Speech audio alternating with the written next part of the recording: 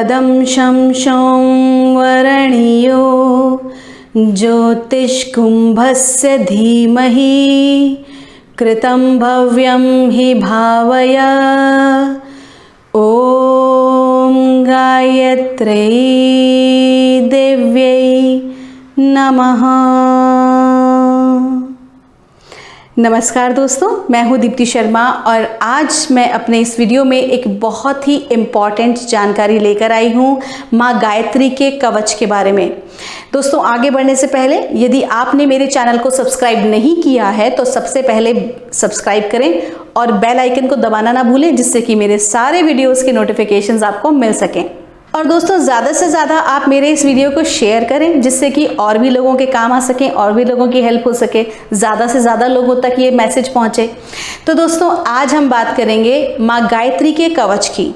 अभी कुछ दिन पहले मैंने अपने स्टूडेंट्स के साथ एक इन्फॉर्मेशन शेयर किया था माँ गायत्री कवच को लेकर।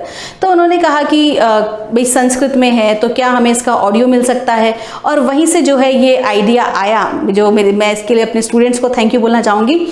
तो वहाँ से मुझे इंस्पिरेशन मिली और इसी नवरात्र में गाइडेंस हुआ कि माँ गायत्री का जो कवच है वो मैं आप सभी के लिए लेकर आऊँ। दोस्तों, आप तो जानते ही हैं कि माँ तो माँ होती है, वो तो है ना, मल में लिपटे अपने बच्चे को भी अपने हृदय से लगा लेती है। दोस्तों, माँ गायत्री प्रेम और करुणा और ममता भरी हैं। वो अपने बच्चे को कितनी भी परेशानी क्यों ना हो वहाँ से बड़े ही प्यार से निकाल लेती हैं। दोस्तों, माँ गायत्री का जो कवच है वो मेरे नेक्स्ट वीडियो में मैंने अपलोड किया है और उसका जो लिंक है वो डिस्क्रिप्शन बॉक्स में है। साथ ही साथ माँ गायत्री के कवच की जो लिरिक्स हैं, प्रॉपर कवच है, वो भी मैं डिस्क्रिप्शन बॉक्स में मैंने दिया है, सो दैट कि जब भी आप उस कवच को सुने तो आप उसका पाठ भी साथ के साथ कर सकें। अब मैं आपको बताऊंगी कि माँ गायत्री कवच का पाठ करने के क्या क्या बेनिफिट्स होते हैं और इसे किस प्रकार से हमें करना चाहिए। तो सबसे पहले कि जब हम माँ गायत्री का कवच करते हैं तो उसके लिए जो आसन पे ही हमें बैठना चाहिए, ऊन का आसन होना चाहिए और घी का दीपक हमें प्रज्वलित करना चाहिए और उत्तर या पूर्व दिशा की ओर जो है मुंह करके माँ के कवच का पाठ हमें करना चाहिए। ठीक है, और इसके क्या क्या बेनिफिट्स हैं वो मैं आपको बताती हूँ। दोस्तों, सबसे बड़ी और इम्पॉर्टेंट चीज़, जब भी लोग हमारे पास आते हैं रेमेडीज़ के लिए तो हम देखते हैं कि मोस्टली लोगों के ना पितृदोष होता है और बहुत सारे लोग तो जानते ही नहीं है कि कुंडली में पितृदोष है। तो आप क्या कर सकते हैं कि हमारे वेदों में, शास्त्रों में बहुत अच्छे अच्छे रेमेडीज़ दी हुई हैं, पूजन और यज्ञ बताए गए हैं, क्योंकि पूर्वजों को, पितरों को प्रसन्न करना कितना आवश्यक है ये तो आप जानते ही हैं। तो माँ गायत्री की उपासना करने से, माँ गायत्री कवच का पाठ करने से हमारे जो पितृ हैं वो प्रसन्न होते हैं, घर का पितृदोष जो है वो शांत होता है। यहाँ तक कि दोस्तों, अगर किसी भी प्रकार की नेगेटिव एनर्जी हो, किसी भी प्रकार का जो है नकारात्मक, जिसे कह सकते हैं दानवीय उपद्रव होना, तो वो भी शांत हो जाता है। माँ की कृपा प्राप्त होती है। माँ अपने बच्चे को बहुत स्नेह से रखती हैं, बिल्कुल अपने सीने से लगा के रखती हैं। अपने भाव जो हैं वो प्रेम और करुणा के भाव से माँ के सामने अपने आप को पूरी तरह से समर्पित कर दीजिएगा। कवच को आप चला के रख दीजिए, कंटिन्यू वो प्ले होता रहे और घर की जो नेगेटिव एनर्जीज हैं वो शांत हो जाती हैं।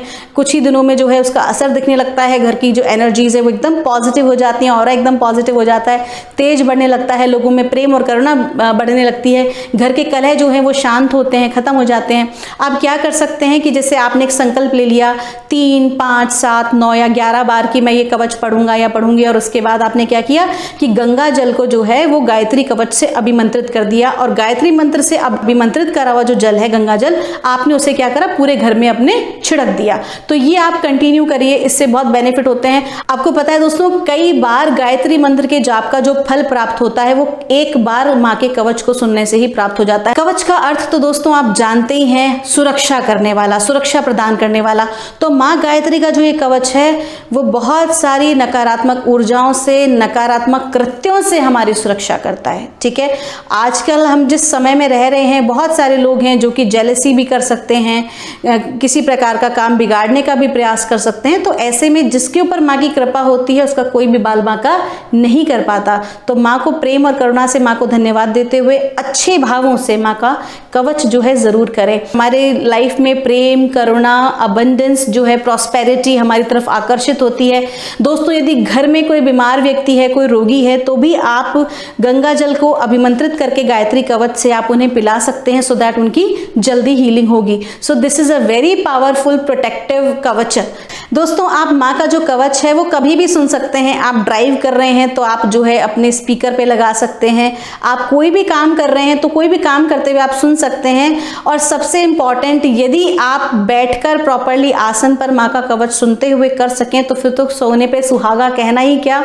तो अपने आप को आप प्रॉपरली जो है प्रोटेक्टिव शील्ड में रखें हमेशा। ये एक प्रकार की सुरक्षा कवच, एक शील्ड, जैसे कि हम एक बड़े सारे बबल में रैप होते हैं, ठीक इसी प्रकार का एक बड़ा सा एनर्जी का बबल हमारे चारों तरफ क्रिएट हो जाता है। हम पूरी तरह से सुरक्षित होते हैं इस कवच को करने, सुनने और पढ़ने के बाद।